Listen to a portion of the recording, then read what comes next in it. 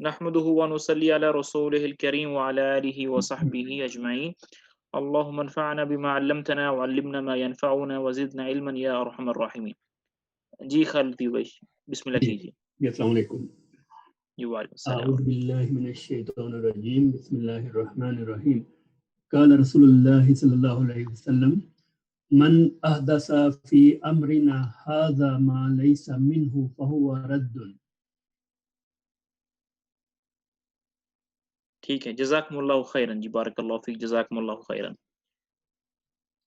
جی آج کی جو ہماری حدیث ہے وہ حدیث نمبر 5 ہے، اور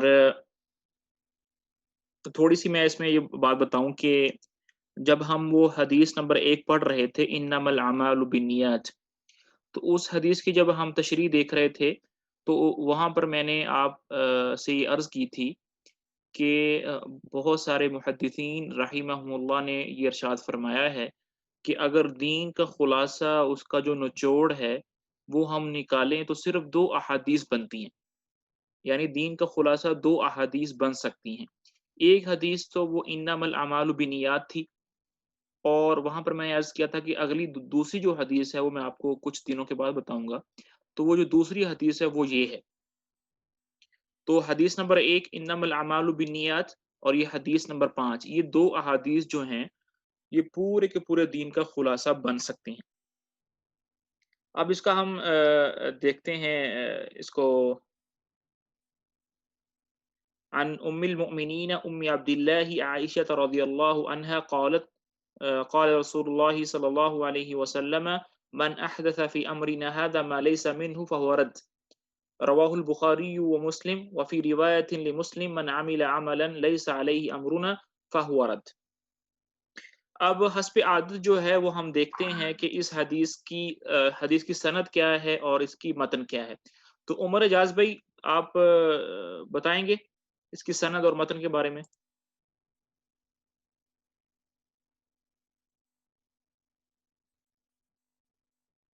عمر اجاز بھائی.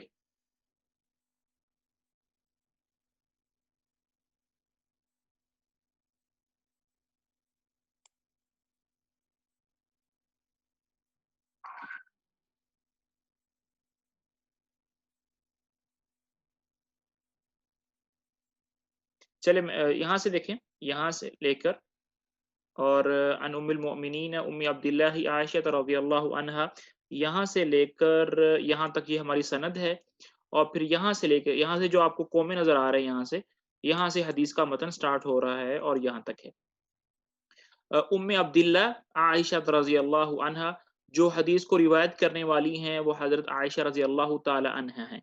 اور ان ام المؤمنین یعنی ان کا یہ ایک لقب ہے، ام المؤمنین، مومنین کی ماں. تو اس کے بارے میں اللہ تعالیٰ نے قرآن پاک میں ارشاد فرمایا ہے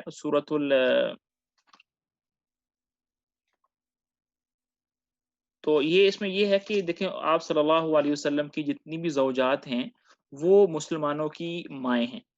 اور اس کے بارے میں قرآن پاک میں سورۃ الاحزاب کی آیت نمبر 6 میں اللہ رب العزت ارشاد فرماتے ہیں وَأَزْوَاجُهُ أُمَّهَاتُهُمْ، کہ آپ صلی اللہ علیہ وسلم کی جو زوجات ہیں وہ مؤمنین مرد عورت کی کیا ہیں؟ مائیں ہیں. ام عبداللہ، عبداللہ کی ماں، عبداللہ کی کیا ہے؟ ماں. لیکن اگر ہم آپ صلی اللہ علیہ وسلم کی سیرت کا مطالعہ کریں تو ہم یہ دیکھیں گے کہ آپ صلی اللہ علیہ وسلم کی جتنی بھی اولاد تھی وہ حضرت خدیجہ اور حضرت ماریہ قبطیہ رضی اللہ عنہما کے پیٹ سے تھی. حضرت عائشہ رضی اللہ تعالی عنہا سے آپ صلی اللہ علیہ وسلم کی کوئی اولاد نہیں تھی. تو یہاں پر پھر یہ لفظ لانے کا مقصد ام عبداللہ کہ عبداللہ کی ماں، تو اس کا کیا مطلب ہے؟ تو محدثین رحمہ اللہ نے یہاں پر 2 باتیں ارشاد فرمائی ہیں. پہلی بات یہ ارشاد فرمائی ہے کہ آپ عائشہ رضی اللہ تعالی عنہا وہ حاملہ ہوئی تھیں، لیکن ان کا جو حمل تھا وہ ساقط ہو گیا تھا، تو اس وجہ سے اس حمل کو عبداللہ کا نام دے دیا گیا ہے. کیونکہ اکثر فقہاء رحمہ اللہ کا یہ کہنا ہے کہ جب بچہ پیٹ کے اندر ہو اور اس پر 4 ماہ گزر چکے ہوں اور وہ ایک زندہ جان ہوتی ہے تو اس کے بعد اگر اس کا انتقال ہو جائے تو اس کو نام دیا جاتا ہے، اس کو دفنایا جاتا ہے، اس کو نہلایا جاتا ہے، تو اس لیے اس کو نام عبداللہ دے دیا۔ دوسری جماعت محدثین کی وہ یہ کہتی ہے کہ عائشہ رضی اللہ تعالی عنہا حاملہ نہیں ہوئی تھیں، تو ان کا کوئی ایسا معاملہ نہیں ہوا تھا، لیکن چونکہ اللہ رب العزت کے ہاں دو جو پسندیدہ نام ہیں وہ عبداللہ ہیں اور عبد الرحمن ہیں، تو انہی دو پسندیدہ ناموں میں سے ایک نام جو ہے وہ یہاں پر رکھ دیا ہے، یہاں پر رکھ دیا ہے ام عبداللہ۔ عائشہ رضی اللہ تعالی عنہا ان کا نام ہے، اور حسب عادت جو ہے وہ ہم عائشہ رضی اللہ تعالی عنہ کا تھوڑا سا تعارف دیکھ لیتے ہیں۔ حضرت عائشہ رضی اللہ تعالی عنہ جو تھیں وہ حضرت ابو بکر الصدیق رضی اللہ عنہ کی صاحبزادی تھیں، اور قبیلہ قریش سے آپ کا تعلق تھا، اور آپ صلی اللہ علیہ وسلم کی یہ تیسری نمبر کی بیوی تھی۔ اور حضرت عائشہ رضی اللہ تعالی عنہ کو جو اعزاز حاصل تھا کہ آپ جتنی بھی زوجات تھیں ام المومنین تھیں، ان میں سے کنواری تھیں۔ کہنے کا مطلب یہ ہے کہ حضرت عائشہ رضی اللہ تعالی عنہا کے علاوہ جتنی بھی بیگمات تھیں آپ صلی اللہ علیہ وسلم کی، وہ ان سے جب آپ نے شادی فرمائی تھی تو وہ کنواری نہیں تھی، ان کی شادی جو تھی وہ پہلے سے کہیں اور ہوئی تھی، لیکن حضرت عائشہ رضی اللہ تعالی عنہا کو یہ اعزاز تھا کہ آپ کنواری تھیں اور آپ کی پہلی شادی ہی آپ صلی اللہ علیہ وسلم سے ہوئی تھی۔ ہجرت کا سفر شروع کرنے سے، ہجرت سے 7 سال پہلے جو تھیں وہ حضرت عائشہ رضی اللہ تعالی عنہ پیدا ہوئیں، اور 58 ہجری میں آپ کا انتقال ہوا، اور بہت ہی علمی شخصیت تھیں، اور بہت ہی یعنی احادیث کا اور مسائل کا ادراک تھا، یہاں تک کہ بڑے بڑے صحابہ جو تھے وہ آپ سے فتویٰ لینے کے لیے، آپ سے رہنمائی لینے کے لیے آپ کے پاس آیا کرتے تھے۔ اور مستدرک حاکم کے جو مؤلف ہیں الحاکم، انہوں کی ان کا قول ہے کہ ہمارے دین کا جو ربع ہے، ایک پاؤ ہے، یعنی 25% ہے، وہ صرف عائشہ رضی اللہ تعالی عنہ کے واسطے سے ہم امت تک پہنچا ہے۔ تو اتنی زیادہ کثرت کے ساتھ آپ نے احادیث کو یاد کر کے امت تک پہنچایا ہے۔ بقیع کے اندر آپ رضی اللہ تعالی عنہ کو دفن کیا گیا۔ اس کے بعد حضرت ابو ہریرہ رضی اللہ تعالی عنہ نے آپ کا جنازہ پڑھایا۔ یہاں پر میں ایک اور بات جو کرنا ضروری سمجھوں گا، وہ یہ ہے، دیکھیں احادیث میں مسلم کی ایک روایت میں آتا ہے کہ جب آپ صلی اللہ علیہ وسلم کا نکاح ہوا تھا حضرت عائشہ کے ساتھ، تو آپ کی جو عمر مبارک تھی وہ 7 سال تھی، اور بعض کا کہنا ہے کہ 7 سال تھی۔ تو 6-7 سال کی عمر میں آپ کا نکاح ہوا۔ 9 سال کی عمر میں آپ صلی اللہ علیہ وسلم نے دخول فرمایا۔ دخول سے مراد یہ ہے کہ ہم بستری فرمائی، اور جب آپ صلی اللہ علیہ وسلم کا انتقال ہوا تو اس وقت حضرت عائشہ رضی اللہ تعالی عنہ کی جو عمر تھی وہ 18 برس تھی۔ تو اس حدیث کو یا اس بات کو لے کر بہت سارے عیسائی لوگوں نے، اور بہت زیادہ جو لبرل لوگ ہیں جن کا دین سے کوئی تعلق نہیں ہے، انہوں نے یہاں پر ایک شبہ اٹھایا ہے۔ وہ نعوذ باللہ وہ شبہ یہ ہے کہ وہ یہ بکواس کرتے ہیں کہ آپ صلی اللہ علیہ وسلم نے نعوذ باللہ اپنی ایک یعنی جنسی خواہش پورا کرنے کے لیے، نعوذ باللہ ثم نعوذ باللہ، انہوں نے ایک ایسی کم عمر لڑکی سے شادی کی۔ تو مسلمان ہونے کے ناطے ہوتے ہم تو ایمان لاتے ہیں، لیکن پھر بھی ہمیں اس کا علمی ادراک بھی ہونا چاہیے تاکہ ہمیں اور زیادہ اس کے اندر بصیرت حاصل ہو۔ تو چونکہ عائشہ رضی اللہ تعالی عنہ کا تعارف بھی آ رہا تھا، تو میں نے سوچا کہ کچھ باتیں آپ ساتھ عرض کر لوں۔ دیکھیں، چھوٹی عمر کے اندر شادی کرنا یہ اس زمانے میں عربوں کے ہاں ایک عام رواج تھا، یہ کوئی انہونی بات نہیں تھی، کوئی عجیب بات نہیں تھی۔ آپ صلی اللہ علیہ وسلم کے علاوہ اور بھی بہت ساری مثالیں ایسی ہیں کہ عربوں نے چھوٹی عمر کی لڑکیوں کے ساتھ شادی کی۔ اس میں جو سب سے بڑی مثال ہے وہ آپ صلی اللہ علیہ وسلم کے جو دادا تھے عبد المطلب، انہوں نے جب شادی فرمائی تھی وہ انہوں نے بھی ایک چھوٹی عورت کی خاتون سے شادی فرمائی تھی۔ تو اس مثال سے ہمیں یہ بات پتہ چلتی ہے کہ عربوں کے ہاں اس بات کو کوئی عجیب بات نہیں سمجھی جاتی تھی۔ دوسری دلیل اس بات کی یہ بھی ہو سکتی ہے کہ کفار جو تھے انہوں نے آپ صلی اللہ علیہ وسلم کی توہین کرنے کے لیے، اسلام کو روکنے کے لیے، نبوت کو روکنے کے لیے ہر قسم کا زور لگایا۔ آپ کو شاعر کہا، آپ کو مجنون کہا، آپ کو پاگل کہا، آپ کو جادوگر کہا، جو بھی وہ عیب لگا سکتے تھے انہوں نے لگایا۔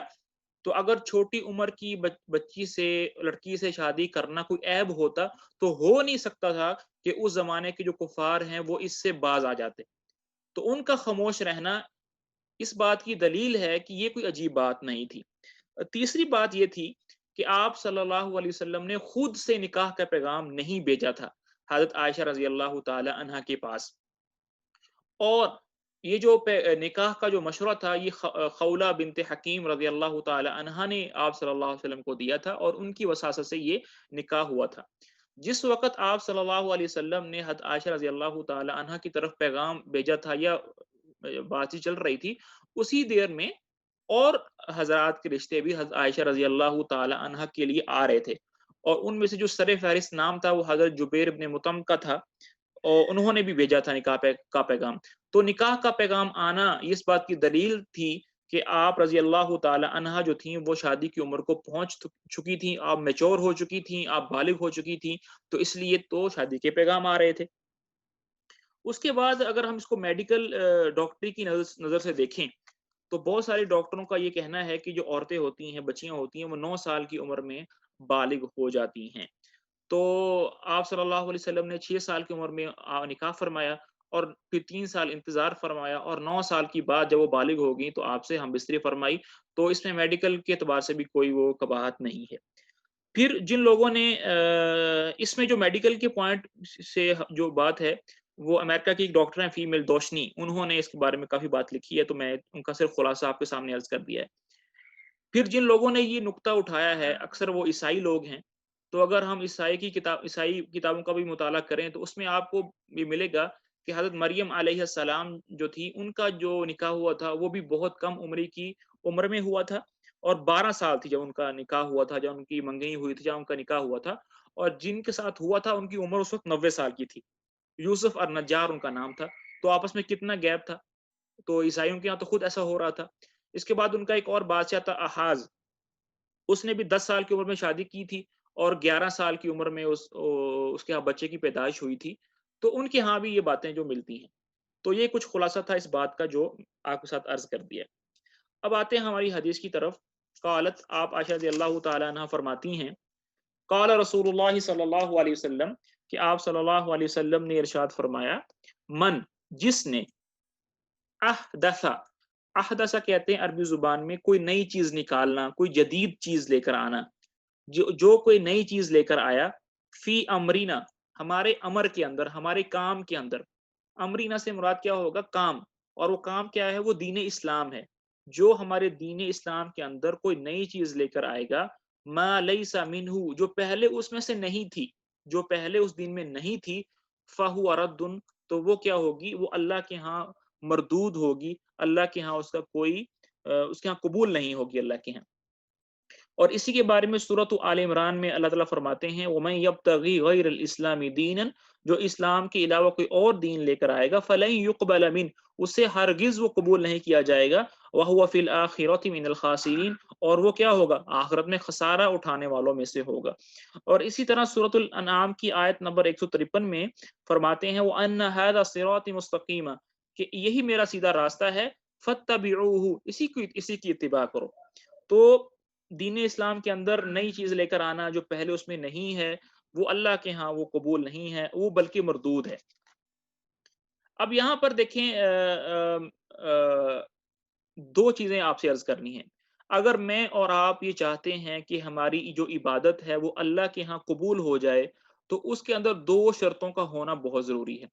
یہ 2 شرطیں اگر پائی جائیں گی تو ہماری عبادت اللہ کے ہاں قبول ہوگی، اور اگر ان دونوں شرطوں میں سے ایک یا دونوں ہی نکل جائیں گی تو ہماری عبادت اللہ کے ہاں قبول نہیں ہوگی۔ پہلی شرط جو ہے اس میں کیا ہے؟ الاخلاص، اخلاص کا ہونا بہت ضروری ہے، کہ ہم جو بھی نیک کام کریں وہ خالصتاً اللہ کے لیے کریں، اس میں کسی قسم کی ریاکاری نہ ہو، اس میں کسی قسم کا دکھلاوا نہ ہو، کسی منصب کی، کسی واہ واہ کا یہ نیت نہ ہو۔ دوسری شرط جو ہے وہ ہے اتباع نبی، اس کو عربی زبان میں متابعہ کہتے ہیں، متابعۃ الرسول صلی اللہ علیہ وسلم، کہ جس طرح آپ صلی اللہ علیہ وسلم نے وہ عمل ہمیں کر کے بتایا ہے اسی طریقے سے کریں گے تو عمل قبول ہوگا، اپنے طریقے سے کریں گے تو وہ اللہ کے ہاں قبول نہیں ہوگا۔ جس طرح آپ صلی اللہ علیہ وسلم نے فرمایا خذوا عنی مناسککم، کہ مجھ سے لو اپنے دین کی باتیں، اور فرمایا صلوا کما رأیتمونی اصلی، کہ ایسے نماز پڑھو جیسے تم نے مجھے نماز پڑھتے ہوئے دیکھا ہے۔ تو دو شرطیں لازمی ہونا ضروری ہیں کسی بھی عبادت کی قبولیت کے لیے، ایک ہے اخلاص اور دوسرا ہے متابعت النبی، نبی صلی اللہ علیہ وسلم کی اتباع کرنا۔ اگر ان دونوں شرطوں میں سے کوئی ایک بھی ختم ہو جائے گی تو ہمارا جو عمل ہے وہ اللہ کے ہاں قبول نہیں ہوگا۔ یہ تو تھا اس حدیث کے اندر اس کا ترجمہ اور اس کی تھوڑی سی تشریح۔ اب اس حدیث کے فوائد کیا ہیں، اس حدیث میں ہمیں کیا ملتا ہے؟ سب سے پہلی بات جو اس حدیث سے ہمیں فائدہ ملتا ہے وہ یہ ہے کہ دین کے اندر ہر کوئی ایسی بات جو نئی ہو، جو پہلے سے دین میں نہیں تھی، وہ حرام ہے، چاہے وہ ہم اچھی نیت کے ساتھ ہی کیوں نہ کریں۔ بعض کا دیکھنے کے اندر عمل بہت اچھا لگ رہا ہوتا ہے، دل کو بڑا اچھا لگ رہا ہوتا ہے کہ ہاں یہ عمل ہونا چاہیے، لیکن اگر اس کی کوئی بنیاد، اس کی کوئی دلیل قرآن میں یا ہمارے دین میں نہیں ہے تو کتنا ہی اچھا عمل ہو اس کی اللہ کے ہاں کوئی بھی نہیں لگے گی۔ ٹھیک ہے، مثال کے طور پر مختلف عبادات ہیں، ذکر ہیں، اذکار ہیں، اگر یہ اس کی کوئی عمل نہیں ہے تو اس کی کوئی دلیل نہیں ہے قرآن و سنت میں، تو یہ عمل جتنا بھی اچھا ہو اللہ کے ہاں اس کی کوئی قیمت لگنے والی نہیں ہے۔ اگر میں اور آپ چاہتے ہیں کہ ہماری جو ہے عمل دین کے مطابق ہو تو اس کے اندر ہمیں 6 شرطیں دیکھنی ہیں۔ کتنی چیزیں دیکھنی ہیں؟ 6 چیزیں دیکھنی ہیں۔ اگر یہ 6 چیزیں جو ہیں وہ ہمارے عمل کے اندر پائی جائیں گی تو ہمارا جو عمل ہے وہ دین کے مطابق ہے۔ اگر یہ 6 شرطیں نہیں پائی جاتی تو ہمارا جو عمل ہے وہ دین کے مطابق نہیں ہے۔ اس میں سے سب سے پہلا جو ہے، پہلی بات جو دیکھنے والی ہے وہ دیکھیں کہ جو بھی نیک کام ہم کر رہے ہوتے ہیں اس کی کوئی نہ کوئی ریزن ہوتی ہے، اس کا کوئی نہ کوئی سبب یا کاز ہوتا ہے۔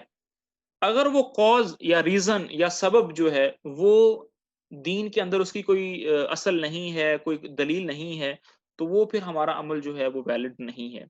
مثال کے طور پر 17 رمضان المبارک میں غزوۃ البدر ہوا۔ اب میں یہ کہتا ہوں کہ جب بھی 17 رمضان آئے گا تو میں مسلمانوں کی فتح کی خوشی میں 2 رکعت نماز شکرانے کی پڑھا کروں گا۔ اب اس کو میں نے اپنی عادت بنا لیا ہے، جب بھی 17 رمضان آتا ہے تو میں 2 رکعت نماز پڑھتا ہوں۔ اب مجھ سے کوئی پوچھے بھائی آپ 2 رکعت نماز کیوں پڑھتے ہیں شکرانے کے، تو میں اس کو بتاؤں گا کہ ریزن یہ ہے کہ اس دن میں مسلمانوں کو غزوہ بدر میں کیا ہوئی تھی؟ فتح ہوئی تھی۔ تو لوگ کہیں گے بھائی یہ تو کوئی ویلڈ ریزن نہیں ہے، یہ تو کوئی شریعت میں نہیں آئی۔ چونکہ اب وہ ریزن میری ویلڈ نہیں تھی تو میرا جو عمل تھا وہ بھی دین کے مطابق نہیں ہوا۔ اسی طرح کوئی آدمی اگر یہ کہے کہ میں جب بھی گھر میں داخل ہوں گا تو 2 رکعت نماز پڑھا کروں گا، اب جب بھی وہ آتا ہے گھر میں 2 رکعت نماز پڑھتا ہے، اس نے اس کو عادت بنا لیا ہے، سنت بنا لیا ہے، تو ہم اسے پوچھیں گے بھائی جب بھی تم آتے ہو گھر میں تو 2 رکعت نماز پڑھتے ہو، کیا وجہ ہے؟ تو کہے گا کہ بھائی میں اس لیے پڑھتا ہوں کہ میں نے یہ کہا تھا جب بھی گھر میں آؤں گا 2 رکعت نماز پڑھوں گا۔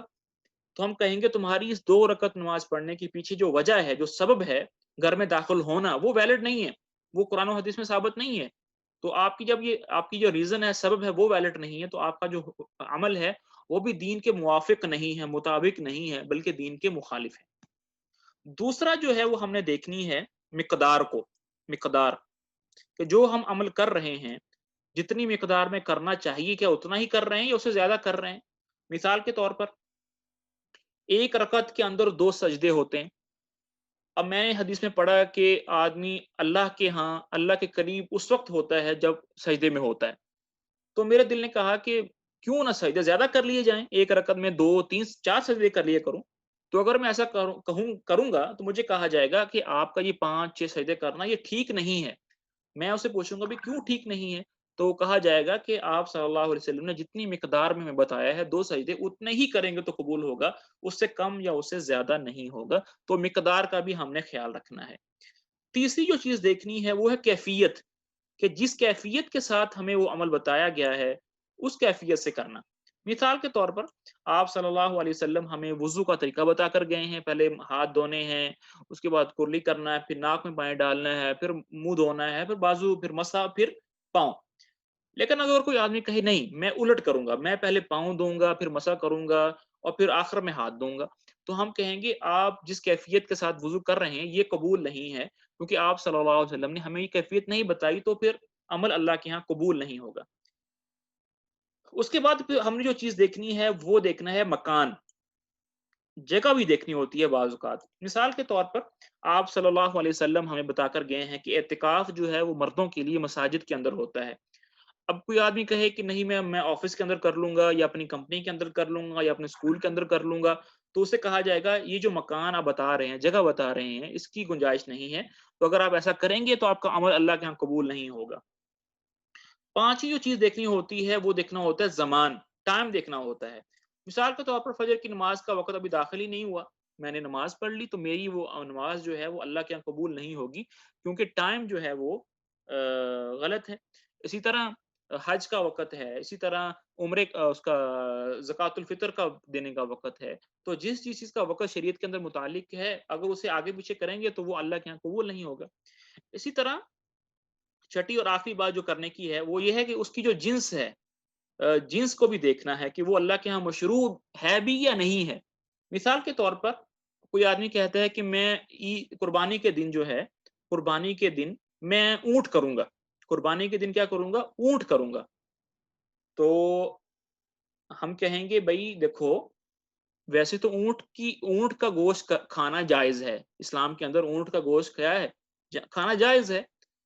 آپ عید کے علاوہ باقی دنوں کے اندر اونٹ گھوڑے کو ذبح کر کے اس کا گوشت صدقہ کر سکتے ہیں، خود کھا سکتے ہیں، لیکن قربانی کے جو جانور ہیں ان کی اس لسٹ کے اندر اونٹ کا تذکرہ نہیں ہے، اس میں آپ سوری گھوڑے کا تذکرہ نہیں ہے، اس میں آپ اونٹ کر سکتے ہیں، بیل کر سکتے ہیں، بکری کر سکتے ہیں، لیکن اونٹ کا نہیں ہے، تو کہا جائے گا کہ اس جنس میں سے نہیں ہے، اس فیملی میں سے نہیں ہے، وہ جانور جو اللہ تعالیٰ نے مقرر کیے ہیں، جو لسٹ بنائی ہے اللہ نے، اس میں وہ نہیں آ رہا، تو آپ کا یہ جو عمل ہے یہ ویلڈ نہیں ہوگا۔ تو اگر یہ 6 باتوں کا ہم خیال رکھیں گے تو ہمارا جو عمل ہے وہ دین کے مطابق ہوگا، لیکن اگر ہم ان باتوں کا خیال نہیں رکھیں گے تو پھر اللہ کے ہاں ہمارا جو عمل ہے وہ قبول نہیں ہوگا۔ ٹھیک ہو گیا؟ یہ تو بات تھی کچھ اس حدیث کی شرح کے اندر۔ اب آگے ایک بات اور یہ کرنے والی ہے کہ میں نے آپ حضرات سے میں نے آپ سے عرض کی تھی کہ وہ حدیث جو بخاری رحمہ اللہ نے بھی ذکر کی ہو اور مسلم رحمہ اللہ نے بھی اپنی کتاب کے اندر ذکر کی ہو، اس حدیث کو ہم ایک خاص قسم کا ٹائٹل دیتے ہیں، تو آپ حضرات میں سے کون یاد کروائے گا ہمیں کہ اس ٹائٹل کو کیا کہتے ہیں؟ اس کو متفق علیہ کہتے ہیں۔ جی، اس حدیث کو المتفق علیہ کہتے ہیں۔ ٹھیک ہو گیا؟ اب یہ جو حدیث ہماری ہے آپ دیکھیں بخاری رحمہ اللہ نے بھی ذکر کی ہے اور مسلم نے بھی اس کو 1718 پر ذکر کیا ہے۔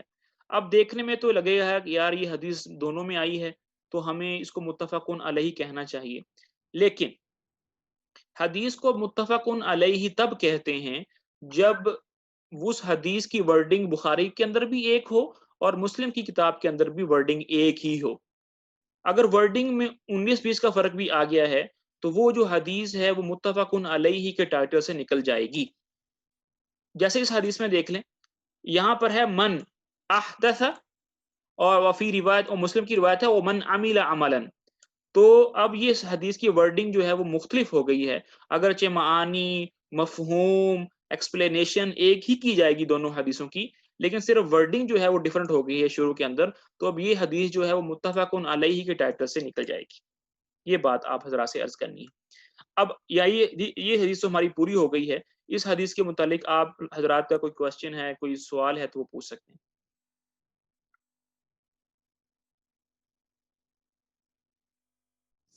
جی السلام علیکم جی ورحمۃ وعلیکم اللہ۔ السلام، جی مدثر بھائی۔ اچھا، ایک کویشچن تو یہ ہے کہ ایک تو دین کا اصل ہوتا ہے، صحیح، جی یعنی دین میں عبادات مقرر ہیں، ان کی کیفیات مقرر ہیں، صحیح، اور یعنی لیکن یہ ہے کہ اس کو ایک ہے پروموٹ کرنے کا طریقہ، ٹھیک ہے، یعنی دین جس فرض کریں نماز دین کا حکم ہے، صحیح، صحیح ہے، حج دین کا حکم ہے، صحیح، لیکن اس کی جو میتھڈالوجی ہے اس کو دوسروں تک پہنچانے کی، آپ بات تو اصل پہنچا رہے ہیں لیکن اس کی میتھڈالوجی ڈیفرنٹ ہو سکتی ہے، میتھڈالوجی تو وقت کے لحاظ سے زمانے کے لحاظ سے کوئی بھی اپنائی جا سکتی ہے، اس سے دین پہ تو کوئی فرق نہیں پڑتا. یہ میرا سوال ہے. جی صحیح کہا آپ نے کہ زمانے کے اعتبار سے جو وسائل ابلاغ ہیں مختلف ہوتے ہیں. آج کل سوشل میڈیا کا دور ہے، پرانے زمانوں میں خط و کتابت تھی.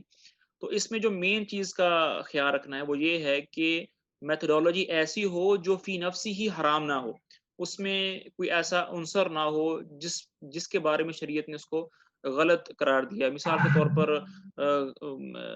موسیقی کا استعمال کرنا یا کسی غلط ایسے ذرائع سے اس کو پہنچانا کہ وہ ذرائع فی نفسی ہی غلط ہو، حرام ہو، پھر وہ ختم ہو جائے گا. اگر وہ فی نفسی ہی ٹھیک ہے تو پھر اس میں وہ کوئی نہیں ہے. ٹھیک ہے. جزاک اللہ. جی اور کسی کا کوئی سوال ہے؟ ورنہ پھر ہم آگے اگلی حدیث پہ چلتے ہیں.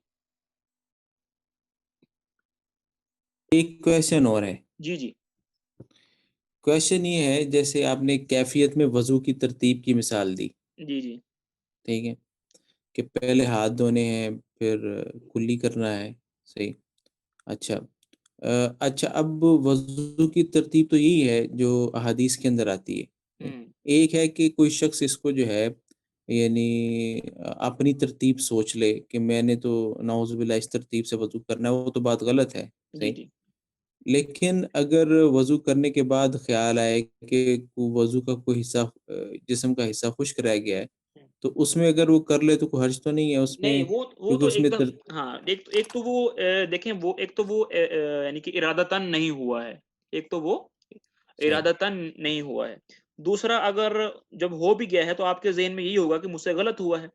اگر آپ کہیں گے نہیں میں ہاں نے ٹھیک کیا ہے تو پھر تو غلط ہے. آپ کے دل میں گلٹی فیل کر رہے ہوتے ہیں کہ نہیں یار میں نے غلط کیا ہے.